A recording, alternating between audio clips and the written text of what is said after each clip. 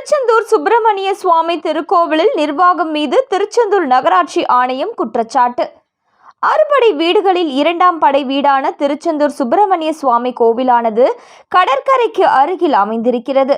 15 வருடங்களுக்கு பிறகு திருச்செந்தூர் சுப்பிரமணிய சுவாமி திருக்கோவிலில் இந்த வருடம் கும்பாபிஷேகமும் நடைபெற உள்ளது.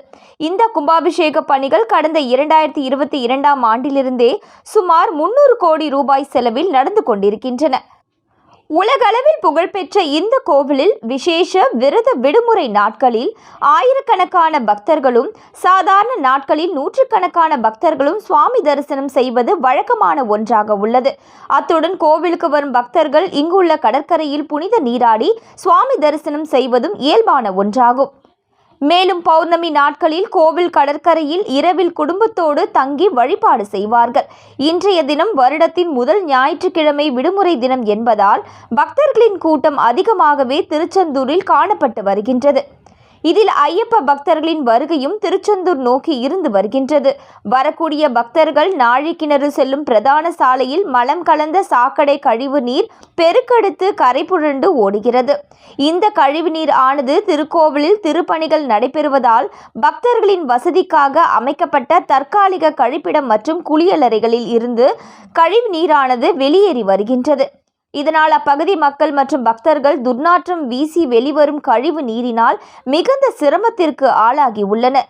திருச்செந்தூர் சுற்றியுள்ள தனியார் விடுதிகளில் இருந்துதான் கழிவு நீரானது வெளியேறி வருகிறது என்று பொதுமக்கள் கூறி வந்த நிலையில் நகராட்சி நிர்வாகம் தலையிட்டதில் திருக்கோவிலில் தற்காலிகமாக அமைக்கப்பட்ட கழிவறைகளில் இருந்துதான் இந்த மலம் கலந்த கழிவு நீரானது வெளியேறி வருகிறது என்று தெரிய வந்துள்ளது. மேலும் கோவில் நிர்வாகத்தால் இணைக்கப்பட்ட குழாயின் மூலம் கழிவுநீர் விழுவதற்காக தோண்டி நிரப்பப்பட்ட குழியில் இருந்துதான் கழிவுநீர் நிரம்பி வெளியேறி வருவதாக நகராட்சி நிர்வாகம் சார்பில் கூறப்பட்டு வருகின்றது. எனவே கோவில் நிர்வாகம்தான் இதற்கு பொறுப்பேற்க வேண்டும் என நகராட்சி நிர்வாகம் தற்பொழுது குற்றம் சாட்டி வருகின்றது.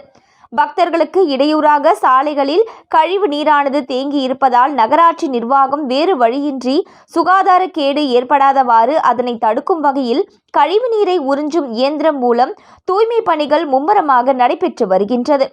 நீண்ட காலமாக இருந்து வரும் இப்பிரச்சனையில் திருக்கோவில் நிர்வாகம் தலையிட்டு உடனடியாக சரி செய்ய வேண்டும் என குற்றம் சாட்டியுள்ளது.